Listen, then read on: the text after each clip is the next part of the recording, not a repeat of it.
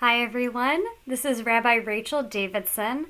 I'm one of the rabbis here at Lionsgate along with Rabbi Raina Grossman, and I'm very happy to be recording this little teaching for all of you today from my home office in Philadelphia. So I'm recording this for the Jewish holiday of Shavuot, which is known as the Feast of Weeks. Sometimes in English, Shavuot literally means weeks.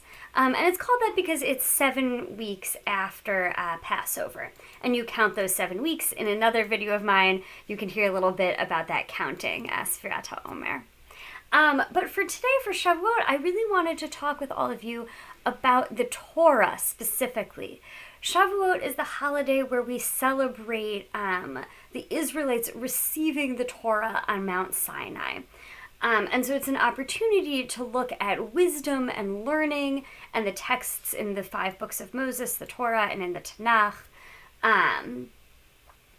So I wanted to explore a little bit about that. So specifically, I decided to look at the phrase Eitz Chaim, which means tree of life. And if you've been to a Shabbat service recently, you might recognize this phrase from when we sing as we are returning the Torah to the Ark. We'll sing, Eitz Chaim hi lemachazikim ba, and so on and so forth. So there we're saying she's a tree of life for those who hold on to her. And that's actually a quote from Proverbs, and we'll look at that quote together. So I wanted to explore what is a tree of life, what does this mean? It's often a name that's given to the Torah. And I wanted to look at when did this become associated with the Torah, and specifically with the Torah scroll. So to begin with, I want to invite you to say the bracha, the blessing for Torah study with me. This is very similar to the blessing that's said when we light candles for Shabbat, but instead of saying L'hadlik ner shel Shabbat, we'll say La'asok b'divrei Torah. So you can say with me, Baruch atah Adonai Eloheinu melech ha'olam, asher kidshanu b'mitzvotav v'tzivanu, La'asok b'divrei Torah. So to begin with, I just want to give you a little bit of information about, in the contemporary period today, how people think of the Eitz Chaim. So the whole Torah is known as an Eitz Chaim, as a tree of life. And that is kind of, when people talk about Torah, it can mean both the Torah scroll, which I'm motioning like this, but really it's much bigger. My hands would be out of the camera. They mean the Torah scroll. They also, when people talk about Torah, they also mean the entire body of knowledge contained within the Torah. It also can be talking about the oral Torah, the Mishnah, the Gemara. So Torah has all these connotations of learning, wisdom, that kind of thing, along with the stories in the Tanakh, and along with the physical Torah scroll itself. And all of that information is kind of contained when people use the phrase Eitz Chaim, tree of life. And then specifically, if you've seen a Torah scroll, if you've come up close to one, there's 2 wooden handles, and the parchment rolls in between those 2 handles. And so it's like a handle here, here and here, a handle here and here, and poles in between that the parchment is attached to. So those wooden handles and poles are also known as the Eitz Chaim, the tree of life. And obviously, since they're made of wood, the association is that they're, kind of holding everything together. So if we go back to the time of the Tanakh, of the Hebrew Bible, we'll actually see that things look a little bit different. So I'm going to pull up a few of those texts, and we'll read them first in Hebrew, then in English, and I'll talk a little bit about them. We're going to look at those Tanakh texts and see how the Tanakh uses the phrase Eitz Chaim, which is a little bit different than how we use it today. So we're going to look first at Bereshit, Genesis, chapter 2, verse 9. Vayatzmach Hashem Elokim min ha'adama kol eitz nachmad l'mar'eh v'tov l'ma'achal v'eitz ha'chayim b'toch hagan v'eitz hada'at tov v'ra. And God made made beautiful trees grow forth from the ground that were good for eating. And also the tree of life was in the midst of the garden, and the tree of good and evil, or knowledge of good and evil. So here in Bereshit, we hear about the tree of good and evil, and we hear, or the knowledge of good and evil, and we hear about the tree of life. Now, the tree of knowledge of good and evil is very prominent in the Genesis story, right? Eve picks an apple from it, or perhaps a pomegranate or a citron. She picks a fruit from it. That has all kinds of repercussions, excuse me.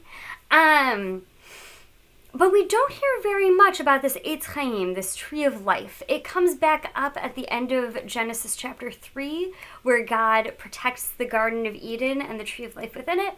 But we don't know very much about it. It's a little bit ambiguous. We just know that it's there. So if we go further, I'm not going to read all of them, but there's a few passages from Mishle, Proverbs, that are much closer to our modern understanding of the tree of life, where it's associated with learning and wisdom. So the first one we'll look at is from Proverbs chapter 3, verses 13 through 18. And I'm just going to read the first verse 13 in Hebrew, and then verse 17 and 18. Ashrei Adam matzah chochma ve'adam yafik tvuna.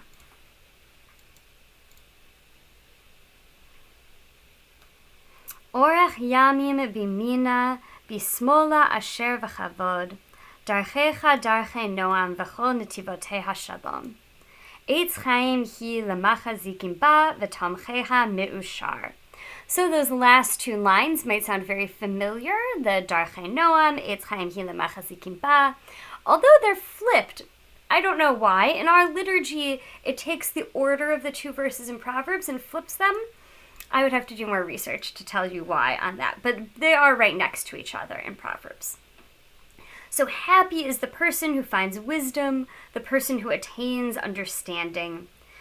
And then it goes on to talk a lot about wisdom. The book of Proverbs is known as wisdom literature. It really likes to discuss the importance of learned understanding from our elders, that kind of thing. So, and wisdom is in the feminine form, chochma. And so it's talked about often as a wisdom, similar to Sophia, the Greek concept of the woman of wisdom. So she is more precious than rubies. All of your goods cannot equal her. In her right hand is length of days, in her left riches and honor. Her ways are pleasant ways, and all her paths are peace. She is a tree of life to those who grasp her, and whoever holds on to her is happy. So in this section from Proverbs, it's already discussing wisdom and how valuable wisdom is, and then it compares wisdom to a tree of life, right? It says that wisdom is... So I think the connotation there, perhaps, is that wisdom is something that gives life to people who hold on to it.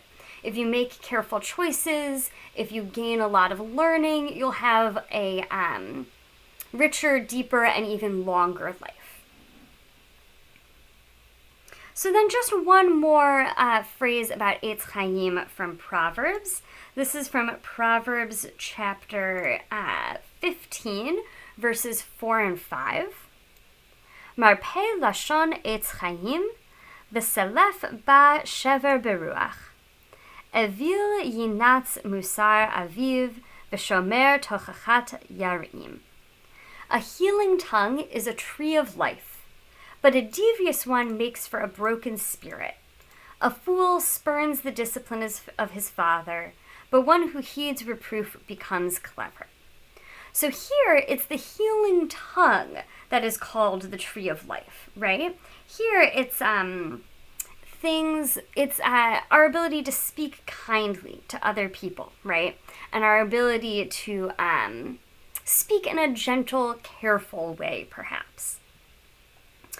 So I think what's interesting that we can gain from all of these verses in the Torah is that the tree of life is associated in some places with wisdom, but in other places it's perhaps a physical tree that gives you life, and in other places in Proverbs it seems to be a metaphor for any good thing.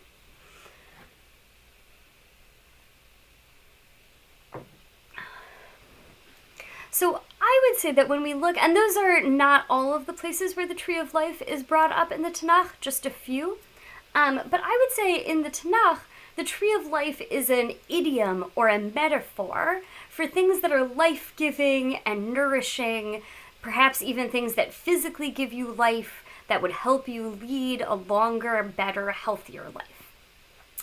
I'm going to try and show an image on my screen here that I think is interesting. So give me 1 second. So this here,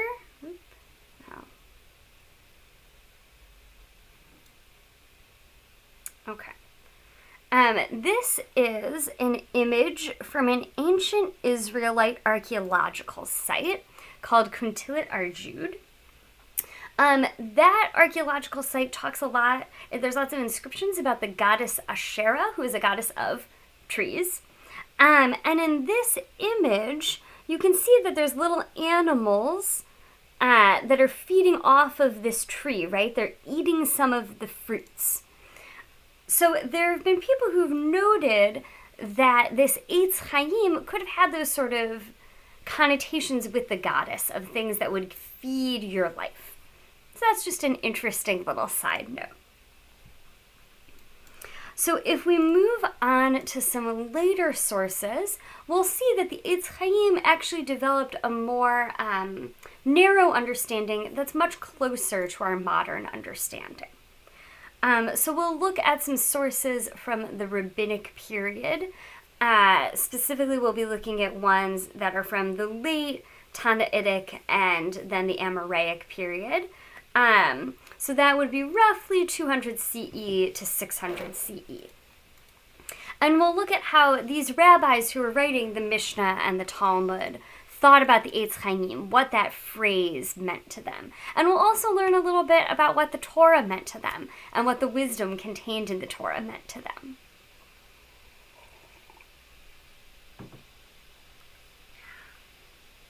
So first we're going to look at something from Mishnah Avot, which is also known as Pirkei Avot, the teachings of our fathers, sometimes known as the ethics of our fathers.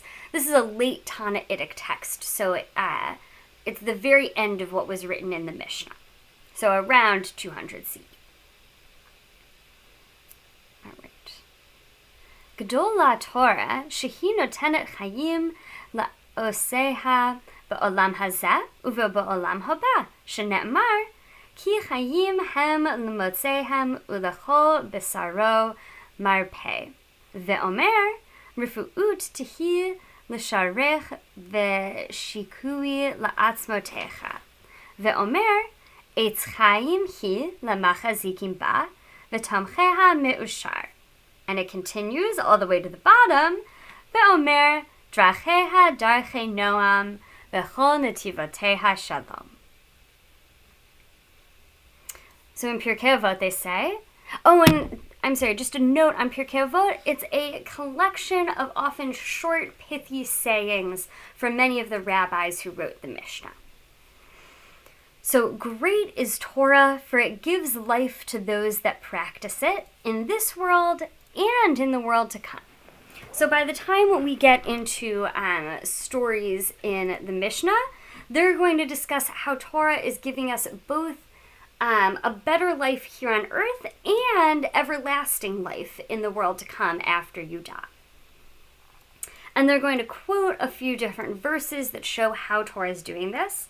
And then one that they quote is, "She is a tree of life to those that grasp her, and whoever holds on to her is happy." And then it continues, her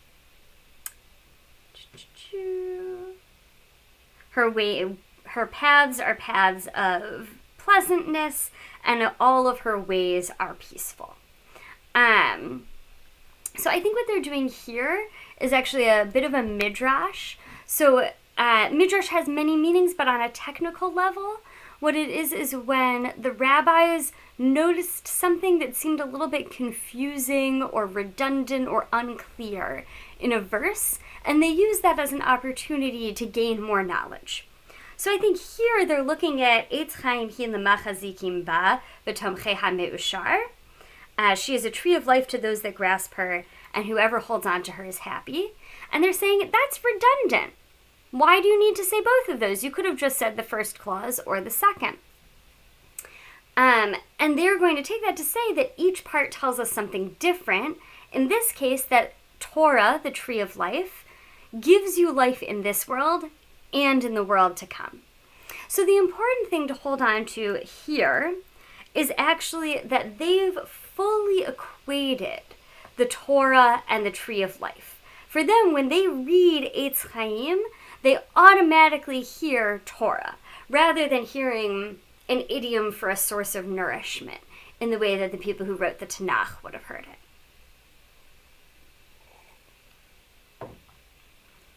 So then, if we go on to another bit of Talmud, we'll see a bit more about how they equated Torah and the Eitz Chaim.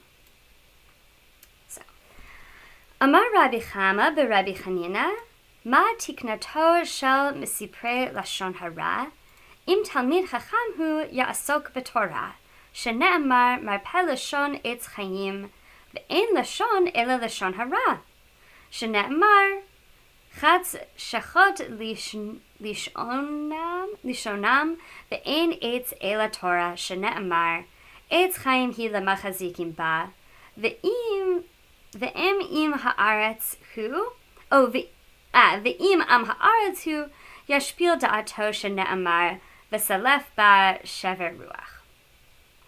So, Rabbi Chama, son of Rabbi Chanina, said, what is the remedy for those who speak malicious speech? What should be done for someone who's doing lashon hora, who's like gossiping about other people maliciously? If he is a Torah scholar, let him study Torah. As it is stated, a soothing tongue is a tree of life, but its perverseness is a broken spirit. So they're saying, okay, you have a bad tongue, you speak badly about people, study Torah, because because a good tongue, speaking in a good way, is a tree of life, a fountain of life. So then they're going to break this down, and they're going to say, okay, it says that you're soothing the tongue. What is the tongue? The tongue can only mean lashon hara, malicious speech. And then they bring in some proof text. And the word tree means nothing other than Torah. As it is stated, is a tree of life to them who lay hold of it. And then they go on to talk about if you're not a Torah scholar.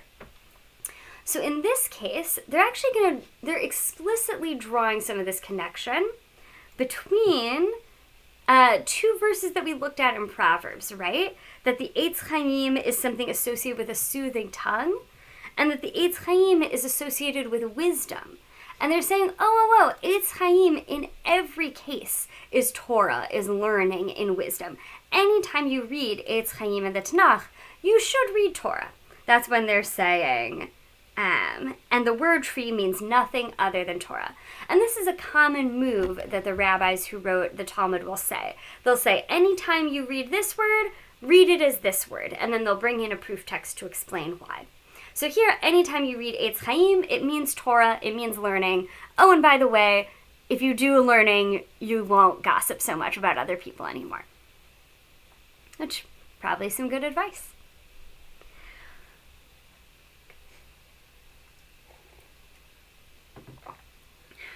So then, if we look at another section of the Talmud, we'll see how the ancient rabbis brought together two other verses that we looked at earlier from the Tanakh. So this is from Masechet Brachot, the tractate Brachot, and it's from page 32b. And we're going to start kind of in the middle. Amar Rabbi Yochanan, Kol ha'ma'arich b'tfilato, Uma'ayin ba, sof ba lidei ka'ev lev. Shne'amar, tochelet mimushacha, machala lev. Mai takanate, ya'asok b'torah. Shne'amar, Ve'etz chayim ta'ava va'a. Ve'ein etz chayim ela Torah. Shene'emar etz chayim hi lamachazikim ba. La kashya ha dema'arech u'ma'ayan ba. Ha dema'arech ve'la ma'ayan ba. Okay. So they're solving a difficulty that was raised earlier. We're not going to worry too much about that. So Rabbi Yochanan said, anyone who prolongs his prayer and expects it to be answered will ultimately come to heartache, as it will not be answered. So I think here he's saying, if you sort of facetiously pray more and more for something, it doesn't mean it's actually going to come. In fact, you might be sort of hyper-focusing on something, and it might be less likely to come into your life. As it is stated, hope deferred makes the heart sick. Proverbs 13:12. So that's something that we saw earlier. And what is the remedy for one afflicted with that illness? So here they're going to say, okay, you've made your heart sick by praying too much for something you can't have. What do? So they quoted part of that Proverbs verse, and now they're going to quote the other part as if they're answering each other. So they say, what should one do if you're afflicted with that illness? He should engage in Torah study. As it is stated, but desire fulfilled is the tree of life. So what are they going to do next? And the tree of life is nothing other than Torah. That same thing we saw before. Anytime you read Eitz Chaim, read Torah. As it is stated, it is a tree of life to those who hold fast to it, and those who hold on to it are joyous. So here they're making that same move. Anytime you read Eitz Chaim, read Torah. Anytime you read Tree of Life, read Learning, Wisdom, 5 Books of Moses, etc. All that stuff in that little package of the word Torah. And they're telling us that, so we learn that since Eitz Chaim means Torah, and it says that a desire fulfilled is the tree of life, the way to have your desire fulfilled is to study Torah.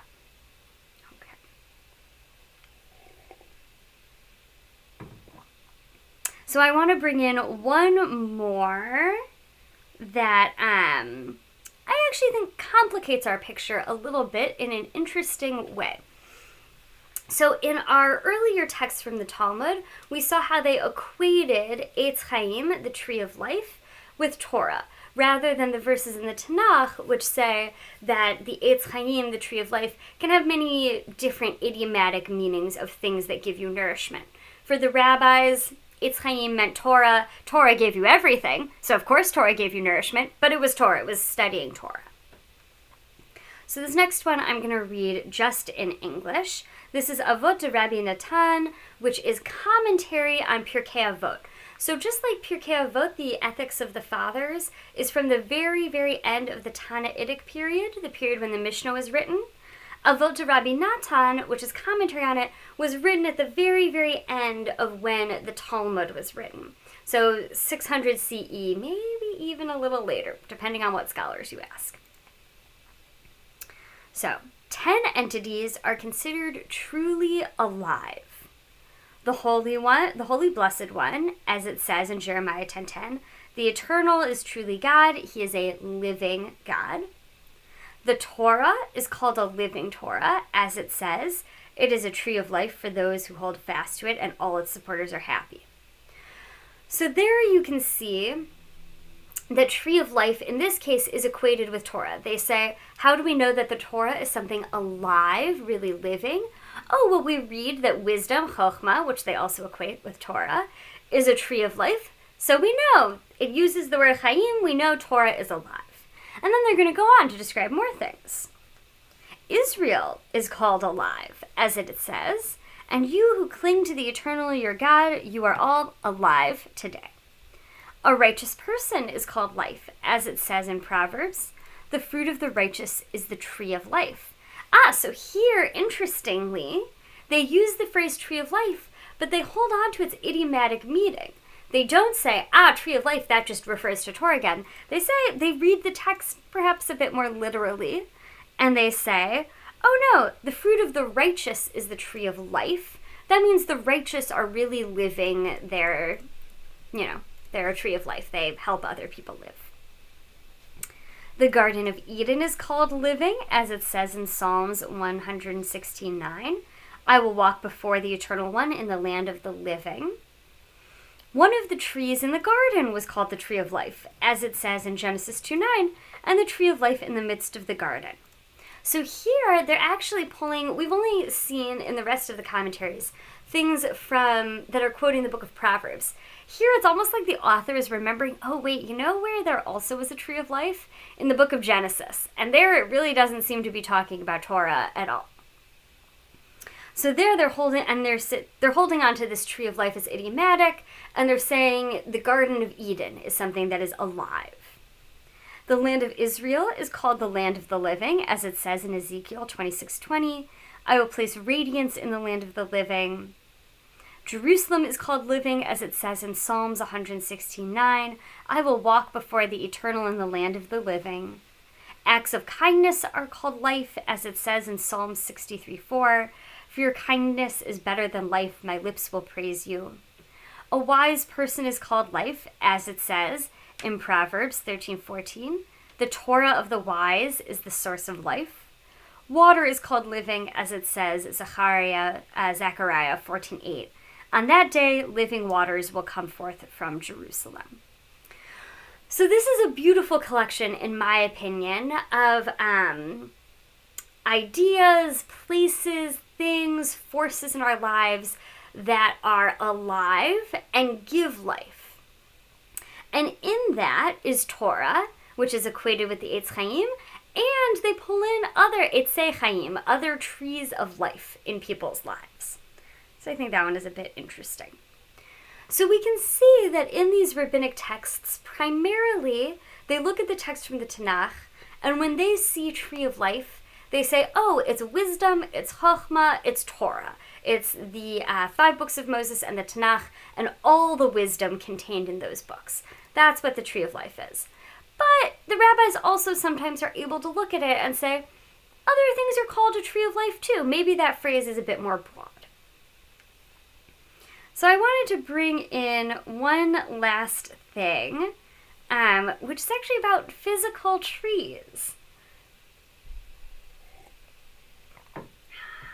I think we often, when we hear Eitz Chaim, we think about wisdom and Torah and learning.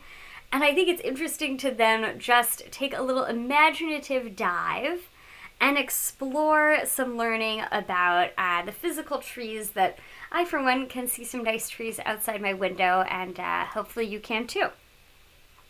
So this is from the New Yorker, and the article is written by Michael Pollan. And it's describing a researcher who's looking at forest ecology.